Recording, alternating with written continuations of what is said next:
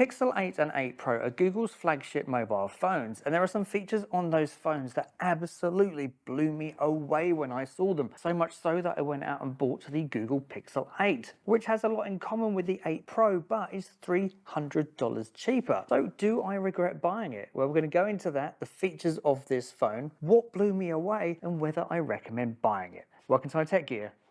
Let's get into it.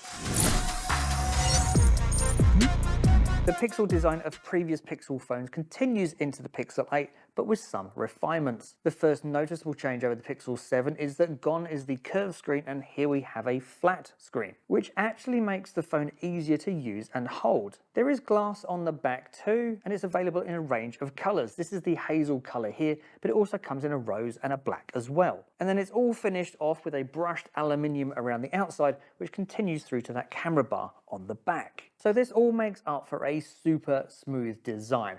But when I say smooth, I really do mean it, because that glass back is pretty slippery.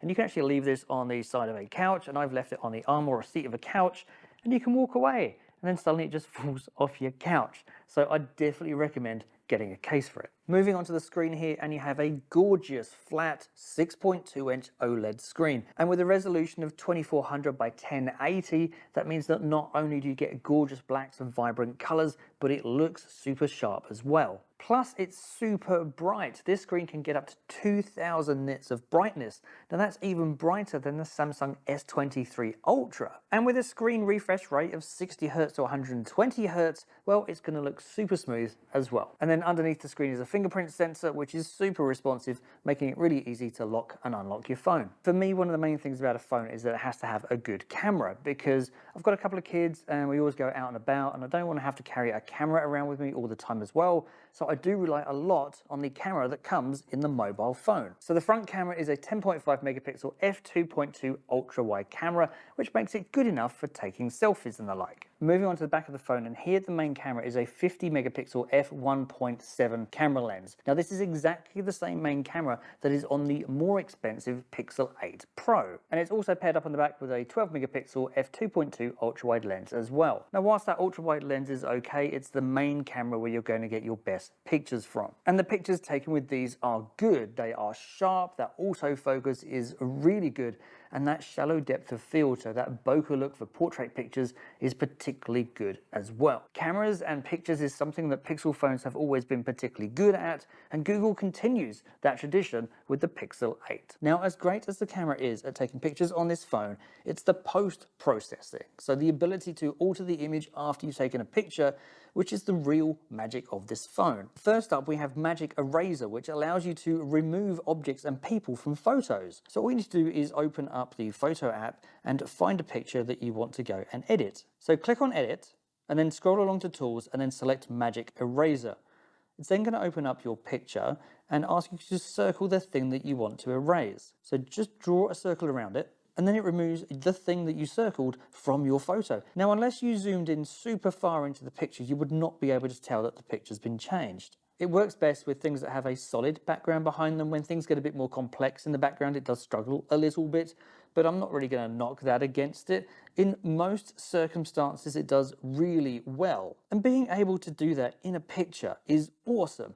Literally, no more photobombing, you can just cut people out. And the magic doesn't stop there either, because there's now also Magic Editor. This doesn't just let you remove someone, this allows you to move something or someone in a picture, and even make it smaller and bigger as well. And it follows a similar process to the Magic Eraser. So open the photo that you want to edit, click on that Magic Editor button in the bottom left-hand corner, and now just draw around the thing that you want to move or resize. You can then literally just hold your finger down on the thing you just selected, move it around the photo, click Next, and then Google then goes off and works out how to go and restructure the picture. It could take a few seconds, but when it comes back, depending on the complexity of the picture, you honestly wouldn't be able to tell that the picture had been changed at all. There is nothing more annoying than taking a picture of a group of people. There's always someone that's blinking, someone that's looking away. Trying to get that perfect group picture is just really annoying and pretty much almost impossible. So Best Take allows you to take a bunch of pictures, and then it goes and collates them all together and takes images of the faces of every person, and then when you go to edit it, in your phone, you can select which version of someone's face you want to keep in the final picture. So you can end up getting the best take, or in other words, the picture you never actually took, by taking the best parts from all the pictures you did take into the final image. So to do it, you just got to go into your camera app, find the photo that you want to go and edit, click on edit. Then if you scroll along to tools and then select best take, the phone is then going to look at all the photos on your phone to work out what are similar and then put them into a best take collection. Just select the face that you want to go and choose the best photo for and switch around until you've got a face that you're happy with. And then you just go do exactly the same thing with every person for that entire group shot. And the videos that this phone takes as well are really good as well. You can record up to 4K video at 60 frames per second and 1080p at up to 120 frames per second. So I'm just out walking the dog and doing a quick video test so that you can see what the image stabilization is like when you go and take a video. I've got it set to active mode at the moment. I'm not doing anything fancy with the phone. I'm just holding it in my hand. I'm not really doing much of an effort to try and keep it still either. It is only available on the main camera, so that's the back camera. It's not available on the front-facing selfie, which is why you don't see me in the camera shot. Just to prove I'm here, this is what it looks like when you're walking backwards. Try not to fall over. Now, probably one of the coolest features about recording videos is that after you finish recording the video, you can go and use the audio eraser. So this actually goes and analyzes your video and separates all the sounds in the video into separate audio tracks. If I'm talking and there's some background music in the background, you can separate that out and then you can pull the background music all the way down so that I can be heard clearer. Here's a demo so you know what I'm talking about. So to hear what it's like with the background noise as normal, this is what it sounds like. Okay, so this recording, I'm using the front-facing camera of the phone, and in the background you can hear some music. So it's pretty loud as well. So we're going to flip over to the audio eraser so you can see how that works, how it splits the audio tracks up, and just in general how well or not it works. And then we're going to go into the noise track, and we're going to turn it from 0 and turn it all the way down to -100. So this should get rid of that background noise. Okay, so this recording, I'm using the front-facing camera of the phone, and in the background you can hear some music.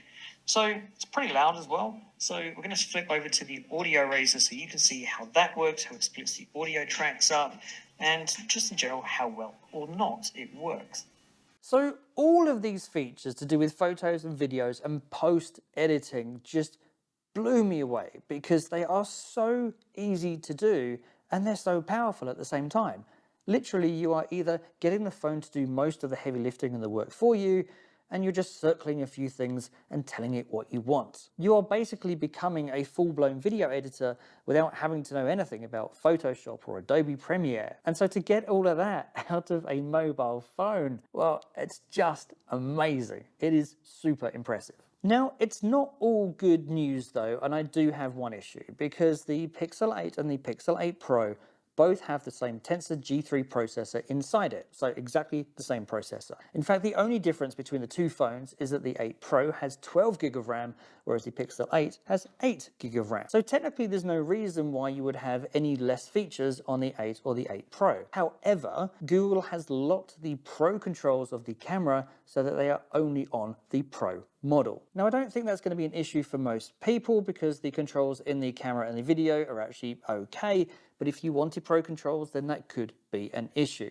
But it's not cool, Google. It is not cool. There is no reason why the Pro controls can't be on this phone. It's not all about snazzy software though, because a phone still needs to be a phone, so it still needs to get the basics right. Well, the battery life on here is actually pretty good. You get about a day to 2 of typical use, which is on a par with similar phones like the Samsung S23. And it will also charge back up to 50% in about 30 minutes, where it takes an hour and a half to charge up to full. It's also got 18 watts of wireless charging as well, which is pretty handy. It is also IP68 rated, which makes it dustproof and waterproof as well, so you don't have to worry if you drop it in the bath or drop it in the beach and in the sand. And overall, the Tensor G3 processor that's on here, teamed up with Android 14, just creates a good mobile experience. Apps load quickly, and you can quickly switch between apps and games as well, and games run pretty well too. So should you buy the Pixel 8, or do I regret buying it? Well, I think the Pixel 8 has a lot going for it because it is a great compact mobile phone with the same processor as the more expensive Pixel 8 Pro, and the photo and video processing that this phone can provide is just amazing. But it doesn't even end there because Google have said that they will provide 7 years of software updates for this phone. So this phone is going to get software updates until 2030. And that's insane. And so you get all of this for $699, which is $300 cheaper than the Pixel 8 Pro, plus you're still getting many of the same features. So is it worth spending another $300 to get the Pro? Well, if you do want a bigger screen, because the Pro has a 6.7-inch screen and it goes brighter as well at 2400 nits, and you want a bigger battery and maybe a telephoto lens and those Pro camera controls, then the Pro might be worth it for you. But for me, it wasn't. I absolutely don't regret buying this phone. I think it's a great little phone. I will put some purchase links to it in the description down below so that you can go check it out for yourself. If you want to check out some headphones that you can pair up with the Pixel 8, well, check the link up here. Thanks for watching. I hope you've enjoyed this video. If you have, please don't forget to like and share it. Consider subscribing if you're not.